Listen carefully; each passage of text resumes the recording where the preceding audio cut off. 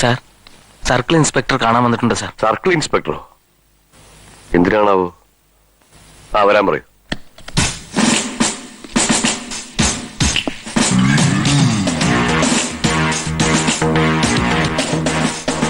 Good morning manager. Good morning. Glad to meet you.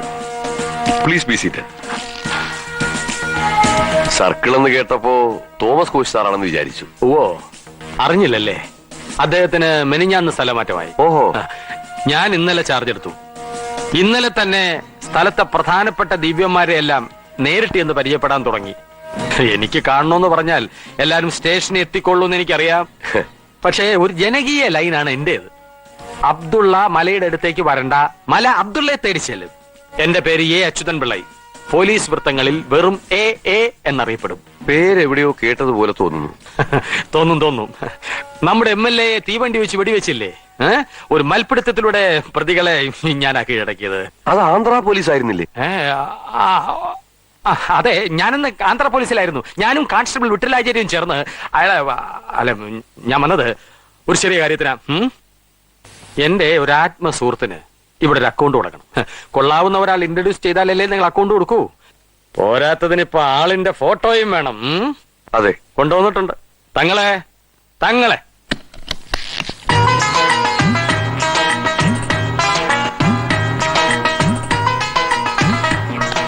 അതെ, ഇനി ഇതുപോലുള്ള നിസ്സാര കാര്യങ്ങൾക്ക് എന്നെ ഉപദ്രവിക്കരുത്.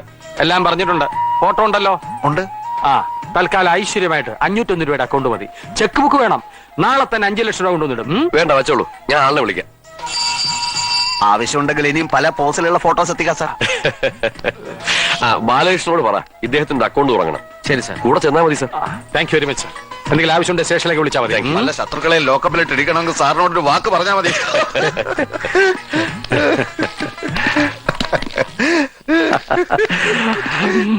ഒരു ചാൻസ് കിട്ടി അത് ഓവറാക്കും അല്ലടാ ഫൂൾ.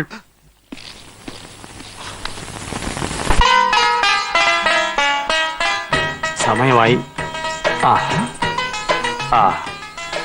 മുഹൂർത്തമായി. നിങ്ങളുടെയൊക്കെ ആശീർവാദത്തോടും അനുഗ്രഹത്തോടും കൂടി ഈ മഹത്തായ സ്ഥാപനത്തിന്റെ ഉദ്ഘാടന കർമ്മം ഞാൻ നിർവഹിക്കുകയാണ്.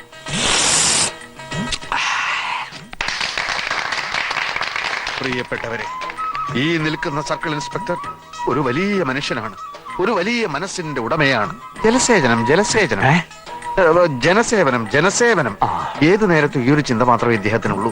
താൻ സർക്കിളായിരിക്കുന്ന സ്ഥലത്തെ ജനങ്ങൾ സാമ്പത്തിക ഞെരുക്ക് അനുഭവിക്കാൻ പാടില്ല. അതുകൊണ്ടാണ് ഇങ്ങനൊരു സ്ഥാപനം ഇവിടെ ആരംഭിക്കാൻ അദ്ദേഹം എന്നോട് ആവശ്യപ്പെട്ടത്. പണ്ടം പണയത്തിന്മേൽ ദേശസാൽകൃത ബാങ്കിൽ നിന്നോ നാടൻ ബാങ്കിൽ നിന്നോ നിങ്ങൾക്ക് പണം കിട്ടും. പക്ഷെ ചുരുങ്ങിയത് വർഷം 15% അവരുടെ പലിശ. പക്ഷെ നിങ്ങൾ ഞെട്ടരുത്, ഇവിടെ കേവലം 5% മാത്രമാണ് പലിശ.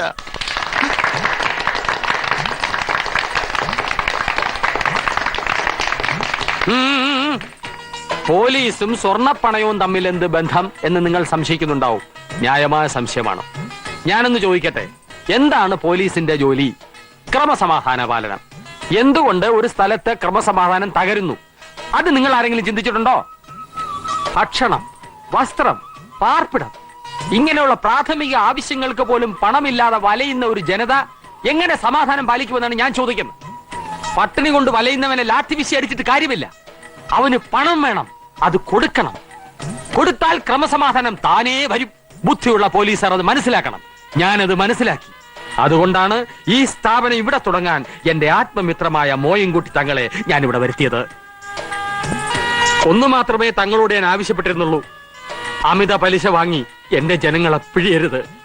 എന്നാൽ ഇപ്പോഴിതാ ഈ തങ്ങൾ എന്നെ ഞെട്ടിച്ചിരിക്കുന്നു. വെറും 5% അത്രേ പലിശ. നിങ്ങൾ വലിയവനാണ് തങ്ങൾ. You are great. ഞങ്ങളുടെ ഏജന്റുമാർ വിവരം അറിയിച്ചു. നിങ്ങൾ വന്നു. ഞാനിവിടെ ഒരു കാര്യം പ്രഖ്യാപിക്കാൻ ആഗ്രഹിക്കുകയാണ്. ഈ ഉദ്ഘാടന ദിവസം തന്നെ സ്വർണം പണയം വെക്കുന്നവരിൽ നിന്ന് 5% അല്ല, വെറും 4% മാത്രമേ ഞങ്ങൾ പലിശ വാങ്ങൂ. എങ്കിൽ ആരംഭിക്കാം. വരൂ. Queue please, Q.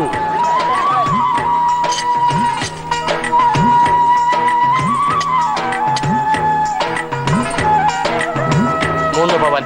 ഓഹോ, 3 പവൻ.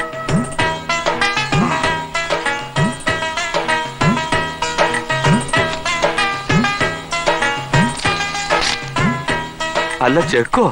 തങ്ങൾ പണം കൊണ്ട് നടക്കാറില്ല. 50 ലക്ഷം രൂപ ബാങ്കിൽ ഇട്ടിരിക്കുകയാണ്. ചെക്കുമായി എല്ലാവരും അങ്ങോട്ട് ചെന്നാൽ മതി. CI ആണ് പറയുന്നത്. വയ്ക്കോളൂ.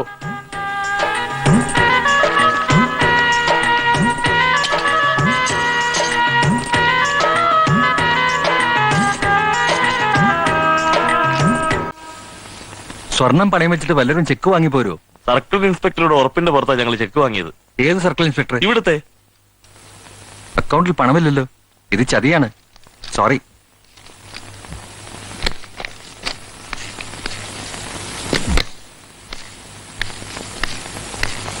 ഇന്നലെ 501 രൂപയിലെ അക്കൗണ്ട് തുടങ്ങിയല്ലോ. CIയുടെ കൂടെ വന്ന് ഒരുത്താൻ 10-20 ചെക്ക് കൊടുത്തു വിട്ടിരിക്കുക. ആളുകൾ ബഹളം വെക്കുന്നു സാർ. അതെന്ത് പരിപാടിയാ? CA ഒന്ന് വിളിച്ചു നോക്കാം. ഏയ്, അങ്ങനെ സംഭവിക്കാൻ വഴിയില്ല. CI സാർ 1 മാസമായി ലീവിലാണ്. നിങ്ങളെ ആരോ പറ്റിച്ചതാണല്ലോ. എങ്കിലൊരു കാര്യം ചെയ്യൂ, ഒരു പരാതി എഴുതി തരൂ. ഞങ്ങൾ വേണമെങ്കിൽ അന്വേഷിക്കാം. ഓക്കെ?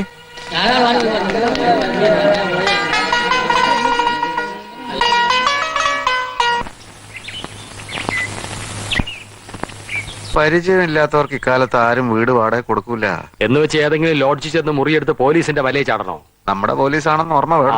1-2 ദിവസം വെടികൊണ്ട പന്നിയെ പോലെ ടൗണിലൊക്കെ ഒന്ന് പരക്കം പായി, പിന്നെ സംഗതി വിടും. ആ നേരത്ത് നമുക്ക് എവിടെയെങ്കിലും താമസിക്കാം. എനിക്ക് ചെറിയൊരു കുറ്റബോധം ഇല്ലാതില്ല. കുറ്റബോധോ? എന്തിന്? നമ്മൾ ഇതുവരെ വലിയ താപ്പാനകളെ മാത്രമേ ചതിച്ചിട്ടുള്ളൂ. ഇപ്പോ ഇങ്ങനെയൊക്കെ ചിന്തിച്ചാൽ ജീവിക്കാൻ ഒക്കുകയല്ല. പാവപ്പെട്ടവരുടെയും ശിക്ഷിക്കപ്പെടേണ്ടവരുണ്ട്. ഇവനൊക്കെ വോട്ട് ചെയ്തിട്ടല്ലേടാ ചില കള്ളന്മാർ അസംബ്ലിയിലും പാർലമെന്റിലും കയറി പറ്റുന്നു. വിവരശൂന്യന്മാരെ ശിക്ഷ അനുഭവിച്ചേ പറ്റൂ. അല്ല പിന്നെ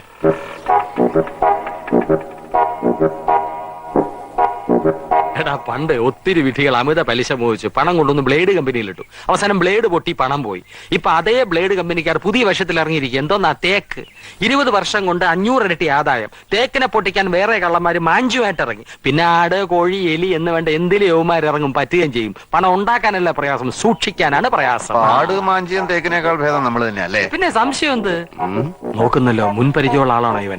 എക്സ്ക്യൂസ് മീ, ഫിലിം പ്രൊഡ്യൂസർ കപ്പക്കുഴിയിൽ അപ്പാച്ചിയുടെ വീട് ഏതാ? എന്തു കുഴി? കപ്പക്കുഴി അപ്പാച്ചി. നമ്മുടെ മുരുക്കുമ്പുഴ മുരുകേശനെ വെച്ചൊരു പടം എടുത്തില്ലേ? മാറി നെല്ല് വല്യമ്മേ മതിലിടിയും. ഇതൊന്ന് കേട്ടിട്ടില്ലേ? മാറി നെല്ല് വല്യമ്മേ മതിലിടിഞ്ഞു വീഴും. ഉഗ്രം ഫാമിലി സബ്ജക്ട്. സൂപ്പർ ഹിറ്റ് അല്ലേ? അപ്പാച്ചി സാർ അത് കഴിഞ്ഞൊരു പടം എടുത്തു, 7 അടി മൂർഖൻ. അതും ഹിറ്റാ. രണ്ടും ഹിറ്റായ പിന്നെ മദ്രാസിൽ തന്നെ സ്ഥിര താമസമാക്കി. ഇന്ന് ഇവിടെ വരുമെന്നൊരു ശ്രുതി കേട്ടു. ഇവിടെ എവിടെയോ ആണ് താമസം. വീടറിയോ? നമ്മളാരാ? ഞാനൊരു സിനിമാ ആ, നടനാ. ഏത് പടത്തിൽ അഭിനയിച്ചു? അഭിനയിക്കും. തുടങ്ങിയിട്ടില്ല. പേരിടാത്ത പല പടങ്ങളും പറഞ്ഞു വെച്ചിട്ടുണ്ട്. ആര് പറഞ്ഞു വെച്ചു? ഞാൻ പറഞ്ഞു വെച്ചു. നമ്മുടെ മറ്റേ സംഭവത്തിന് ഇയാളെ പറ്റുമോ? ഏത് സംഭവത്തിന്? കഥ തുടങ്ങുമ്പോ മോഹൻലാലും ശോഭനയും പ്രണയത്തിൽ. ശോഭനയുടെ ആദ്യ കാമുകനുണ്ടല്ലോ ഇന്റർവെല്ലിന് ശേഷം വരുന്നത്. അതിന് ഇയാള് പറ്റുമോന്ന്.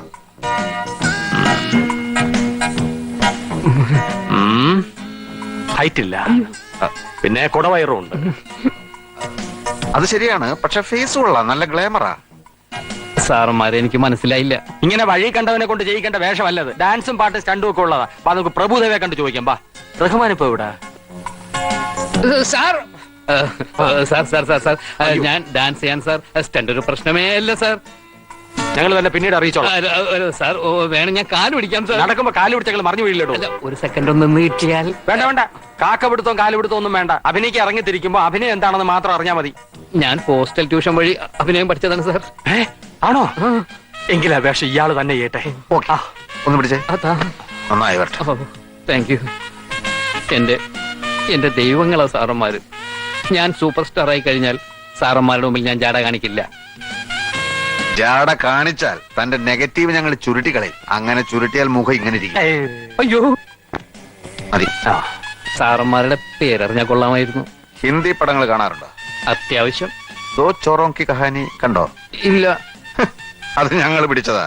ഞാൻ AKCP, ഇത് BK ചോപ്ര. ഞാൻ ഡയറക്ടർ. ഞാൻ പ്രൊഡ്യൂസർ. അയ്യോ, അപ്പൊ ഇത്രയും ഫ്ലുവന്റ് ആയിട്ട് മലയാളം എങ്ങനെ? ഞങ്ങൾ യഥാർത്ഥത്തിൽ മലയാളികളാ. ഹിന്ദിക്കാര് പാര വയ്ക്കാതിരിക്കാൻ വേണ്ടി ചുമ്മാ സിപ്പി എന്നും ചോപ്ര എന്നൊക്കെ പേര് മാറ്റിയത്. ഇത് സാറന്മാരുടെ ആദ്യ മലയാള പടമാണോ? അതെ, ചിലപ്പോ അവസാനത്തേതും. അതെന്താ സാർ? താനൊക്കെ എല്ലായിടും അഭിനയിക്കുന്നത്. എന്താവും ഗതി എന്ന് ആർക്കറിയാം. നന്നാവും സാർ. ലാലേട്ടന്റെ ഡേറ്റ് കിട്ടിയോ? ബാലേട്ടൻ ഗോപിയേട്ടനാ അല്ല ലാലേട്ടൻ മോഹൻലാലേട്ടൻ സാർ ലാലേട്ടൻ ഇപ്പൊ എന്ത് റേറ്റാ വാങ്ങുന്നത് 10 ലക്ഷോ 15 ലക്ഷം? Shut up, bloody fool. മോഹന്റെ റേറ്റ് അറിഞ്ഞിട്ട് തനിക്ക് എന്താ കാര്യം? തനിക്ക് തന്റെ കാര്യം നോക്കിയാ പോരടെ? സോറി, ക്ഷമിക്കണം സാർ. ഇനി ഇതുപോലുള്ള വിഡ്ഢി ചോദ്യങ്ങൾ ചോദിക്കരുത്. ഇല്ല സാർ. ആ, ഇനി കാര്യത്തിലേക്ക് വരാം. പോഷ് ഹോട്ടൽ ലൈഫ് ഞങ്ങൾ മടുത്തു കഴിഞ്ഞിരിക്കുന്നു. ലൊക്കേഷൻ നോക്കി തീരും വരെ വളരെ ലളിതമായ ഒരു താമസ സൗകര്യം സംഘടിപ്പിച്ചു തരാൻ തനിക്ക് പറ്റുമോ? സാറന്മാര് ദേഷ്യപ്പെടരുത്. ഇല്ല. വിരോധം ഇല്ലെങ്കിൽ സൗകര്യമൊക്കെ വളരെ കുറവാ. ഞാൻ താമസിക്കുന്ന വാടക വീട്ടിൽ അവിടെ AC ഒന്നുമില്ല. അയ്യേ. മതി ഉം. മതി ഉം.